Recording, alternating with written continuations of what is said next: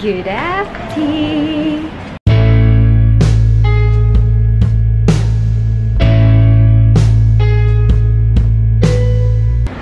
Good evening na pala dapat guys. It's a very late start of the vlog. 6:15 na. We're going out for dinner. Di ba dapat ako mag-vlog today kasi sabi ko ang dami ko ng backlog. Kaya na nga, sabi ko masyado ako maraming backlog na baka tama rin akong i-edit pag maraming backlog. Actually ngayon pa lang, ni-imagine ko pa lang i-edit ko. Tinatamad na ako.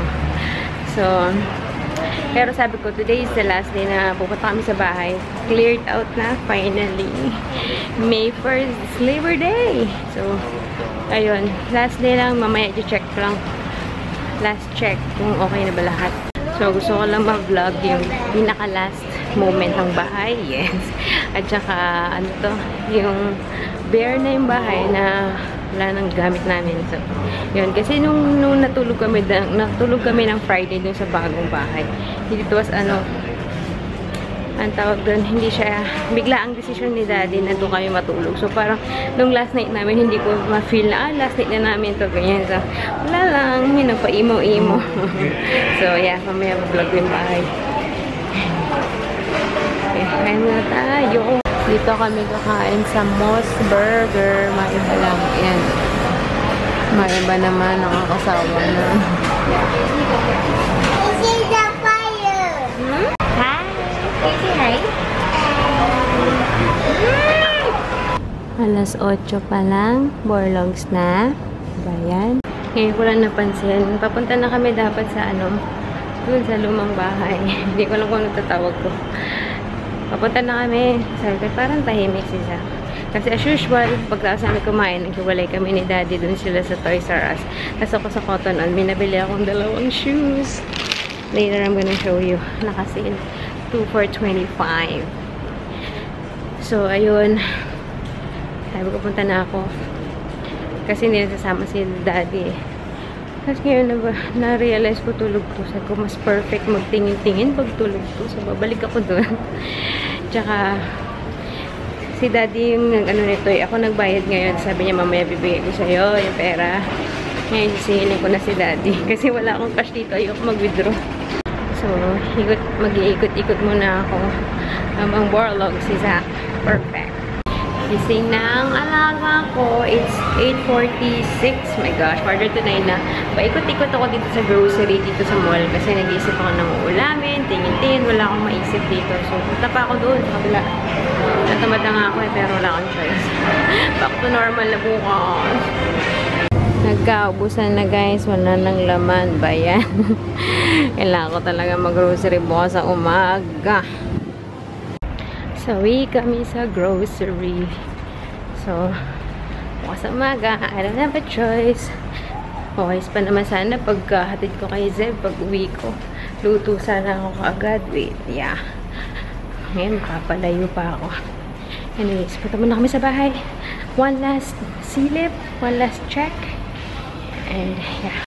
Mukhang nanggaling dito si Auntie. Nagdala ng mga bagong unan. Mattress protector. Pillows pala to. Galing dito. Kasi kanina para nakasalubong namin sila. Yung isa dyan. Where are we? Are we in the old house? Do you like this house or the other one? Which one do you like? This house or the new house? The new one? Yeah? Ang huling silip. Wow, my gosh. This is what our room looks like without all the mess. See? Maluwag siya. Ganito siya nung venue namin dati. Oo. Mirror ko to. Ako bumili niyan pero iniwan na namin. Other room. And the other room. Ito yung IKEA na bed frame. Wala pang bumibili. Tapos sabi ni Daddy baka iwanan niya na lang daw dyan. Kainis. Ay, I'm gonna miss this. So much memories. So many memories. Ganyan siya ka-clear dati pag walang gamit. Say bye, oven. Hindi na ako makakapag-bake. You say bye-bye to the house?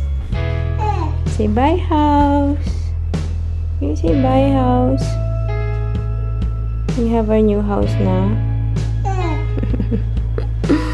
In fairness, guys, you've seen me here for a number of times. Here vlogging. Grabe. Reminiscing naman sobra. Mga chikahan natin dito. And lalo na sa kitchen. Wait. Wait a minute, Zach. Dito, guys. Wait, Zach. Miss nyo ba to? This spot right here. Diba? Lagi tayo dito nagkikwentuhan.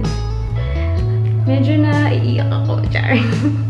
Medyo nalulungkot ako kasi sobrang dami memories. Wala pa kaming Zeb. We were here. We moved here, was it February? Yeah, February 2013. Oh, 2013. Tapos nabuntis ako May. So, pero hindi gawa dito si Zeb. Gawa siya sa Sentosa.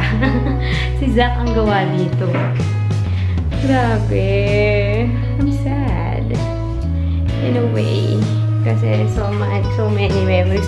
Ito yung kinalakihang bahay. Kumbaga, ito na yung kinalakihang bahay ni Zeb and ni Zach. Instead of sa Pilipinas, parang mas matagal mas matagal kami dito or si Zeb dito. You want to say bye to the house? Bye-bye, house! We're gonna miss you! Okay, let's go! Bye-bye! Wait! I'm just gonna check one last time. Okay, nanang naman. It's all clear. Okay, let's go, let's go. Bye. Dito rin, maraming memories kami ni Daddy dito. Bye. Dito wala masyado. Let's go. Bye, kitchen. In fairness, ang laki ng kitchen. Ito yung mamimiss kong maluwag na kitchen. Although walang dining. Bye, kitchen.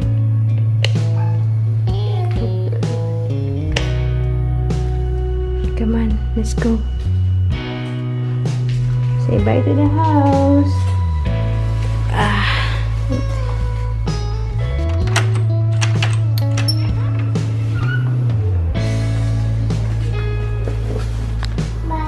Bye, house.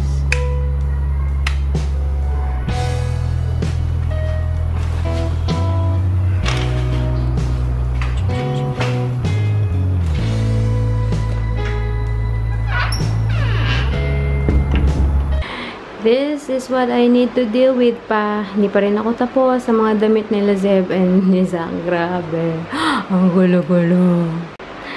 Sa labas naman, mga abubot na naman na hindi namin alam kung saan ilalagay. My gosh. Yung mga Starbucks na tumbler namin sa mga pinunta naming countries. Maganda sana yung naka-display. Kaso wala. Wala kami pag-display. Hindi ko rin alam kung saan ilalagay. Hindi siya pwede sa mga shelves na yung abot nila Zeb. Kasi nababasag yung isa kong tumbler nabasag kasi nabagsak ko. Anyways. Iwan ako bukas. Hindi ko alam kung ako ba maglilipit niya. Or si Daddy. We will see. Malamang tonight is ganun ulit kami. Continuously cleaning up. Hanggang sa matapos. Hindi ko alam. Abutin ba kami ng isang linggo nito? Hopefully not. Itong mga damit nila Zeb is sana matapos. Ay, kasi kulang na rin ako ng hanger. Kasi gusto ko nakahang lahat yung mga panglakad. But anyway, I'm gonna share with you yung aking nabiling shoes sa Cotton On. I love it. 4 yung colors niya. Gusto ko nga actually natatempo kong bilhin yung 4. Actually, nung nakita ko to, ang isang pair kasi is $20. Pag bumili ka dalawa, wait, madumi. Pag bumili ka dalawa, $25. So, parang, di ba, doon ka na sa 25 kasi lumi ka sa 20. So, meron siyang 4 na colors. Itong isa. Wait. Yan. I love it. Ito, ang lakas makaputi ng paa. Yan. Hindi ko nipapakita kasi yung nail polish ko sa paa. Ay, Diyos ko Lord. 3 taon na, char. Yan. Ang ganda nito. And then, syempre, isang classic na black. Yan. So, meron siyang white. Bale, all white siya. Tapos, meron ding denim. Yung sa denim, ganito yung ano niya, base niya, tapos yung straps niya denim. Ang ganda rin sana. Kaso, yung white hindi ko type.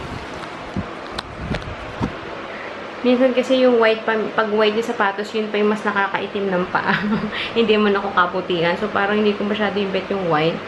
So, yun. Although, meron pang ibang choices ng sapatos, wala na akong time. Hindi na ako makapag-decide. Anyways, yeah, that's it, guys. That's the final. This is the last time na makikita niyo yung bahay niyan. Kami rin naman. Ay, hindi.